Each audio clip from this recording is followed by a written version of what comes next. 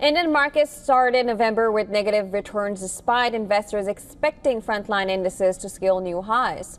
Now, this next report decodes why markets consolidated this past week and explore cues that could signal some relief for investors. Take a look.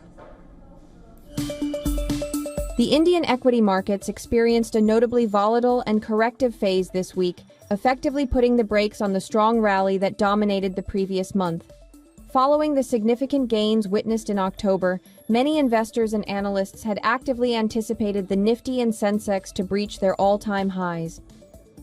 Instead, the frontline indices drifted lower, driven by profit booking across sectors.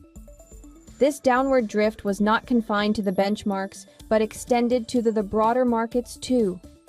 The primary triggers for this week's cautious sentiment were a combination of factors that collectively tempered the high expectations.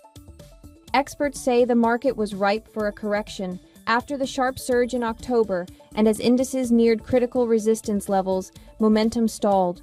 Compounding this domestic pressure was the return of selling by foreign institutional investors whose offloading suggested a temporary shift in global risk appetite.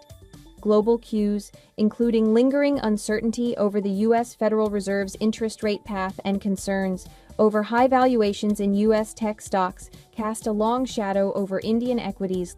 Looking ahead, the market's movement next week will largely depend on a few critical cues. Investors will keenly watch the ongoing Q2 corporate earnings season for directional cues, as better-than-expected results will be essential for restoring confidence and providing the necessary firepower for a fresh rally toward those expected new highs.